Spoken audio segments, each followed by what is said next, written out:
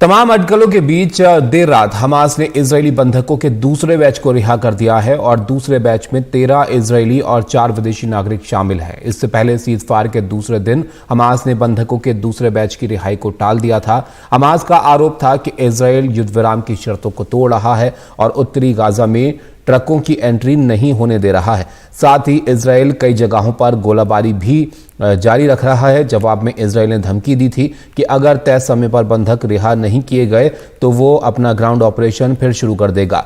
लेकिन तमाम कोशिशों के बाद हमास की तरफ से बंधकों के दूसरे बैच को रिहा कर दिया गया है। बदले में इजरायल की तरफ से भी दूसरे बैच में 39 फिलिस्तीनी कैदियों को रिहा कर दिया गया है।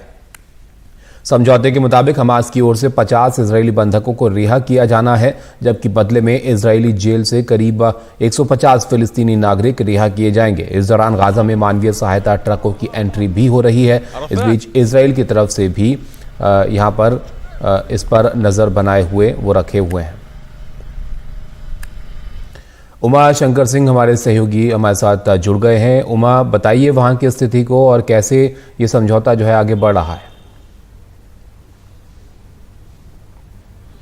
जी देखिए, दूसरे दिन एक बहुत ही मुश्किल घड़ी आ गई थी जब ये कहा गया हमास की तरफ से कि इजराइल जो है वो युद्ध विराम की शर्तों को तोड़ रहा है, उस पर नहीं चल रहा है। और मुख्य तौर पे दो बड़े आरोप जो हैं वो लगाए गए। एक तो उत्तरी गाजा में जो सप्लाई है वो नहीं जाने दे रहा, और दूसरा ये भी कहा गया कि जो उत्तरी गाजा से दक्षिणी गाजा लोग चले गए, पलायन कर गए, जिनको जाने को मजबूर किया गया, और वो अब क्योंकि युद्ध विराम है इसलिए दक्षिणी गाजा से उत्तरी गाजा में अपने घरों को जाना चाहते हैं। जिनके घर साबुत बचे हुए हैं वो अपने घरों को जाना चाहते हैं, लेकिन इजराइल की जो सेना है वो उनको रोक रही है, उन पे फायरिंग कर रही है। और इस बीच ये भी खबर आई कि फायरिंग में 2 व्यक्तियों की मौत हुई।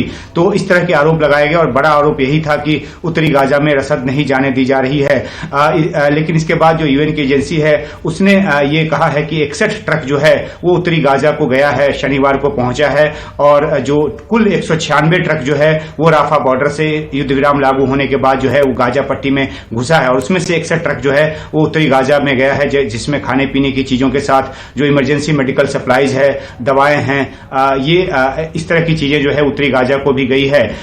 उसके बाद जो है जब ये हमास की तरफ से आरोप लगाया गया, उसके बाद जो इजिप्ट और कतर जिसने मध्यस्थता करके ये समझौता कराया है, युद्ध विराम कराया है, उनकी तरफ से फिर से अप्रोच किया गया और उसके बाद जाकर 13 बंधकों की रिहाई जो है वो संभव हो पाई। 13 बंधकों में जो 6 बच्चे हैं, 6 महिलाएं हैं और जो बाकी जो है वो बच्चे हैं। और उसके अलावा जो 4 थाईलैंड के जो और नागरिक हैं उनको भी छोड़ा गया है, जो कि समझौते से इतर की एक बात है। हमास ने अपनी तरफ से पहले भी 10 थाईलैंड के बंधकों को छोड़ा था और आज जो है बीती रात जो है वो 4 बंधकों को और छोड़ा है।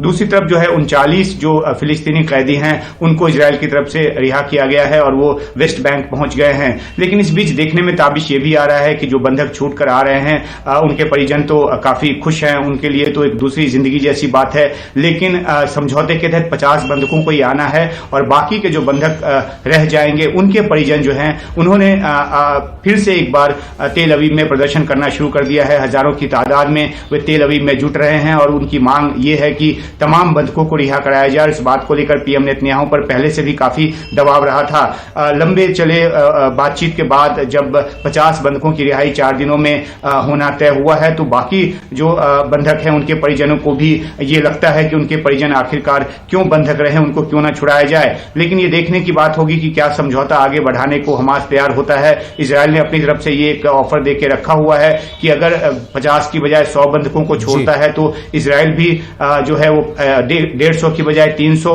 जो फिलिस्तीनी कैदी है उसको छोड़ेगा और उसकी लिस्ट भी उसने बना रखी है। तो देखना है कि ये जो समझौता 2 दिन शांतिपूर्ण तरीके से चला है कि आगे 4 दिन तक चलता है, और क्या ये आगे भी कुछ इसकी जो मियाद है वो बढ़ती है या फिर 4 दिनों के बाद फिर से युद्ध शुरू हो जाता है। बहुत शुक्रिया उमा आपका सब जानकारी के लिए।